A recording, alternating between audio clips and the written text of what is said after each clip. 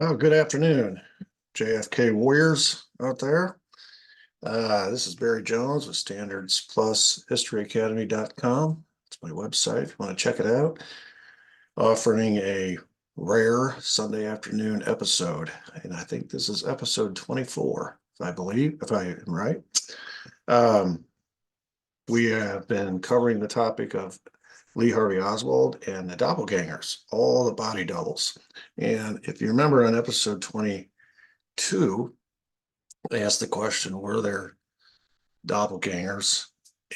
Was that even a thing? Was that real? And I told you my students would sometimes snicker at me when they asked that question. They're very skeptical of that. And we started with J. Edgar Hoover's realization that someone was using Oswald's name and his information down in New Orleans in 60 while he was still in Russia. And he wrote a memo about it to the State Department. And then we talked about the Bolton Ford escapade. And somebody claiming to be Lee Harvey Oswald came in wanting to buy 10 trucks, very careful to put his name on the invoice and make a memorable impression. It's one of the things you'll notice about these doppelgangers. They always try to make an outsized impression on whomever they're with, and they're very careful to leave the name and documents if possible. And of course, that happened at the same time Oswald was still in Russia. Remember, he was in Russia for 3 years. So two of the early doppelganger sightings happened while Oswald, the real Oswald, was fake defecting in Russia. So we know those were fake, but they're using his name. Then he gets back, and we found that there was like a 3 year hiatus or 2 year hiatus. And then all of a sudden in Dallas, late September 1963, Sylvia and her sister Annie, Odio, said they talked to somebody on the front stoop of their apartment who identified himself as Leon Oswald. Actually, he was identified by Leopoldo and Angelo, the two men that were with him, as Leon Oswald. And then the next day or 2 days later, Leopoldo called her back and went on a rampage about Leon Oswald, how he was crazy, he was loco, he wanted to kill JFK, said be easy. He had training from the Marines and sharpshooting. Um, and he was one of us. He's one of us as far as claiming to be an anti-Castro Cuban. I mean, really left a strong impression on Sylvia, especially that she needed to remember this man, his face, and his name. Of course, 2 months later, the president was shot, and here is Lee Harvey Oswald's picture. She remembers it. She goes to the FBI, and of course, now the question is, how could that story be true? Because according to the CIA, he was in Mexico City at that time, so they didn't believe her. The Warren Commission flat out didn't believe the Odio sisters. They just dismissed it, basically called them liars, and went with the CIA story instead. So then in yesterday's episode, we talked about the CIA and its conspiring with the FBI to frame Oswald with this Mexico City, this story that's patently ridiculous once you get into it. And the story fell apart on him to the extent that their guy who put the story together, David Atlee Phillips, later had to disavow it. But we went into all the different witness statements and all the evidence and stuff. So it was pretty clear. The question that I asked or at the beginning of that episode, was that just a big frame up, that whole Mexico City scenario? And of course, we answered that question. Yes, it was. So we are on to the next episode involving doppelgangers. So this is part 3 of the doppelganger series. And the question is, after Dallas number 1, I'm identifying Dallas number 1 as the Odio situation. So that's the first case, recorded case, documented case of an Oswald doppelganger in Dallas. Of course, that was in September of 63. So my question is, after that situation, were there other Dallas doppelgangers who were trying to frame Oswald? So we will go through this. I will say from the outset, there aren't as many pictures in this episode because there's just not a lot of photographic evidence or images to go along with this content. I searched and searched and searched, but It is what it is. So we moved to September 28th. And of course, now remember the timeline. The CIA says that on the 25th of September, Oswald boarded a bus for Mexico. And 26th, he was crossing the border. And 27th, he was beginning to make his rounds at the embassies down there. And he was there till October 2nd. All right. So these dates are going to conflict with the CIA story, which goes to my point, which I said several episodes ago.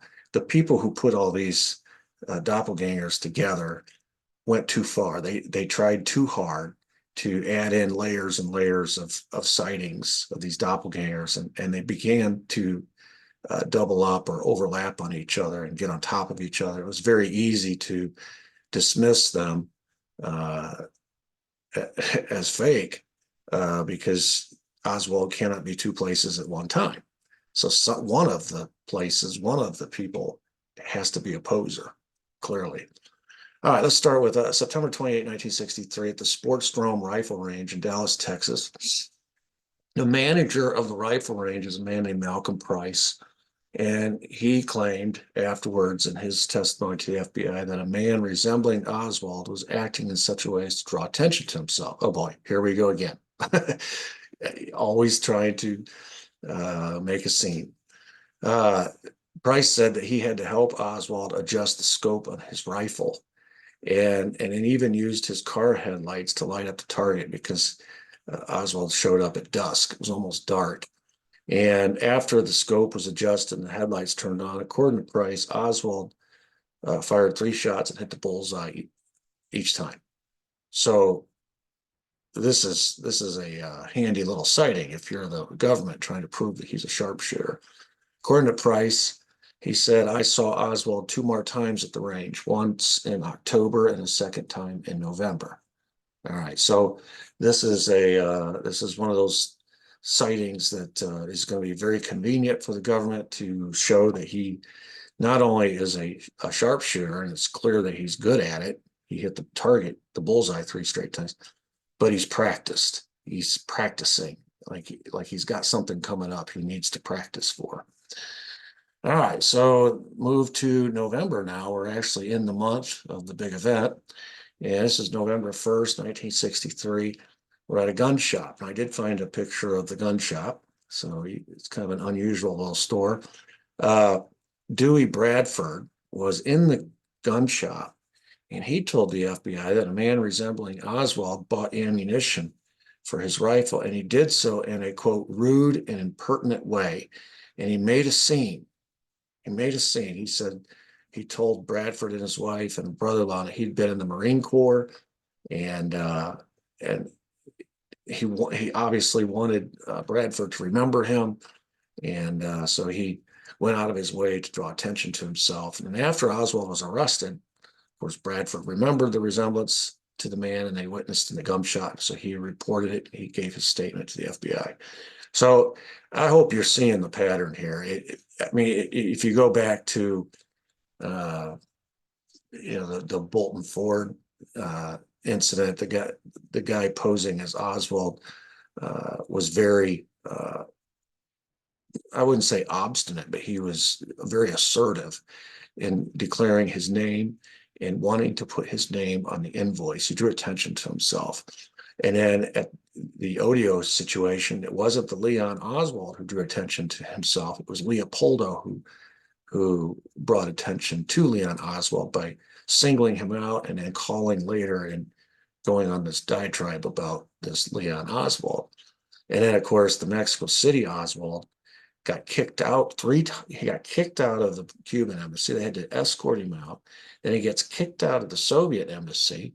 He's yelling about the FBI chasing him. He pulls a gun out of his pocket, throws it on the desk. He's telling them that this 4-month wait for a travel visa is not going to work for him. His life's going to end up in a tragedy. I mean, he's just in every way, shape possible. He's trying to bring attention to himself. And so here we are again. Same thing at the gun range. He was rude and impertinent here at the Morgan's gun shop, always bringing attention to himself. But that's what doppelgangers do. when they're framing somebody. The next day, November 2nd, 1963, we're at another car dealership. And the salesman, a guy named Albert Guy Bogord, this is the downtown Lincoln Mercury in Dallas, Texas, said in mid-afternoon, a young man walked into the showroom and wanted to buy a red Mercury Comet. And he identified himself to Bogard as Lee Oswald. Oswald told Bogart, he says, I don't have any money for down payment, but I have cash coming in 2 or 3 weeks, enough that I can just pay cash for the car. So first thing he's done is identify himself as Lee Oswald, and he's telling him, hey, I've got some cash coming in 2 or 3 weeks. I'll have enough to buy this car for cash. I don't need a down payment. So Bogart lets him take him on a test drive, and off they go. And they're speeding down the Stemmons Freeway, 85 miles an hour. And this guy Oswald's recklessly driving this on this test drive, this Mercury Comet. And of course, that's going to stand out in the memory of Bogart, the salesman. And when they got back to the dealership, Eugene Wilson was one of Bogart's fellow salesmen, tried to sell Oswald the Comet on the spot. He said, well, why wait a couple weeks for the cash? Why don't you just buy it now? And why don't you give me your credit information, social security number, whatever, birth date, and I'll go run your credit. We'll get this done today. And Oswald got upset with him, and he shouted about how expensive the car was. And he says, quote, maybe I'll have to go back to Russia to buy a car. I can afford one there. And they said he left the showroom in a huff, which is interesting, on foot, which is interesting because Oswald never did have a driver's license, So this whole situation is very dubious at best. Every test drive I've ever taken, it's the first thing they take from you is your driver's license. Make sure that you can actually drive. But no talk of any of that. It's just he got in, he took this crazy test drive, and then he left in a huff because the car was too expensive. And after he leaves, makes this big impression, makes a big scene. He says, I'll have cash in 2 or 3 weeks. Like he's got a big job ahead of him. He's going to get paid a lot of money for it. And then he says, I guess I'll have to go back to Russia to buy a car. These kind of things leave impressions in people's minds. That was November 2nd. So here are some of the problems that I just laid out for you. Though the man claimed to be Lee Oswald, later when the salesman described the man and they matched him up with the real Oswald, it didn't match. So, and of course, he never had a driver's license, so they never had proof that this was Lee Oswald. There was no driver's license for him to drive or accurately identify himself. And according to other witnesses, the real Oswald was in other places that afternoon. So here we are, we're getting doubled up again. And the doppelganger is too eager, and they're laying too many trails, not just one, they're laying too many trails. November 6th through 8th, we have a scenario at the Dallas FBI office. Downtown, you can see bottom left, that's the Dallas FBI office, and on the right is Hosty, the FBI agent in charge of Oswald's file in Dallas. And we had talked about this in an earlier episode. Hosty, when defectors come back to the country, the FBI keeps track of them. They keep tabs on them, especially someone like Oswald, who had threatened to renounce his citizenship and give military secrets. So anyway, the FBI is keeping track of him. This is the guy doing it. Around noon on either Wednesday, Thursday, or Friday, I couldn't remember. So it's one of those 3 days. Nanny Lee Fenner observed a man getting out the elevator and approaching her desk. So she worked at the FBI office, and the man identified himself as Mr. Oswald, and he asked to see Hosty, the special agent in charge of his file. And according to Fenner, Oswald was a little discombobulated. He had this, quote, wild look in his eye, and he was awfully fidgety, and he had a 3x5 envelope in his hand. So here we are again, another wild-eyed occasion, another witness noticing that the interaction between herself and Oswald, or himself and Oswald, whichever it might be, is strange because Oswald's behavior, he's acting strange. He's in a way that people remember. According to Fenner, Oswald became hostile when she told him, "Hey, Hosty's not here, and you'll have to leave a message." And so she said he just threw the envelope on her desk and said, "Well, get this to him." And he just turned around and left. And so Fenner picks up the envelope and looks at it, and there's a paper sticking out of the top of the envelope with a handwritten message on it, which read, quote, "I will either blow up the Dallas Police Department or the FBI office." And then it was signed, Lee Harvey Oswald. Another document, another threat, another obvious attempt to incriminate himself or incriminate Oswald. This is a doppelganger. So, of course, the problem with that is on November 6th through 8th, according to Texas School Book Depository personnel records, the real Oswald was at work all 3 days. And at the same time, Fenner said this happened. So here's a real Oswald working here at the picture. You see the Texas School Book Depository. You see the 6th floor window up there. He's on the 6th floor, his workstation. He's just working. And meanwhile, these doppelgangers are running around laying a trail. He was at work when the Mercury Ford dealership had that interaction with somebody claiming to be Oswald. He was at work when we have this situation at the FBI office. So, just clear fabrication here. Just obvious is what it is. Now we come to November 10th, 1963. We're back at the Sports Drome rifle range. And you remember now the manager said he saw him 2 more times after that first time. He saw him once in October, and then he saw him again in November. So this is November 10th. And a witness, Garland Slack, said he saw Oswald shooting at the range twice, November 10th being the first time. Here on the right is his testimony to the FBI about him seeing this person who resembled Oswald. And the second time, he said the second time was on the 17th, a week later, and he said he saw Oswald, and he remembered this because he said he put up his own target, and Oswald, who was in either the he shoot next to him or 2 down, whichever, he was close. Oswald turned his rifle and started firing at Slack's target and burning up all his ammunition on Slack's target. Of course, you pay for those targets, and so Slack's like, what's going on, man? What are you doing shooting at my target? He confronts him, and Slack said that the man who he recognized as Oswald gave him a look that I would never forget. And kind of wild-eyed. And of course, this fits the lone nut, the crazy lone nut narrative that the government was putting out. It fits actually a couple different areas of the cover story. I mean, he's a sharpshooter. He's practicing. He's getting ready for the big event. And he's crazy. He does all these crazy things. And so those are just a few more occurrences of doppelgangers laying a trail that's going to end up right at Lee Harvey Oswald's feet and paint him as this angry lone nut that was on this mission to kill Kennedy, make a name for himself. And he had practiced, he was a Marine sharpshooter, and he continued to hone his skill.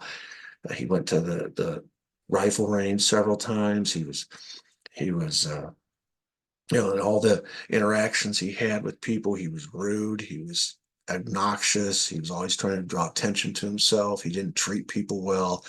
He was just, and people want to believe this about an assassin. They want to believe the guy is antisocial. They want to believe he's a loner. They want to believe he's angry. They want to believe all these things about him. And so these doppelgangers who are not acting on their own, they are being given assignments to go act this way. They were assigned to be Lee Harvey Oswald, and it may be the same guy doing all of them. I don't know, but doubt it. I reckon I would think there's probably a couple of them, but the pattern is the same. They always try to draw attention to themselves. They always identify themselves by name.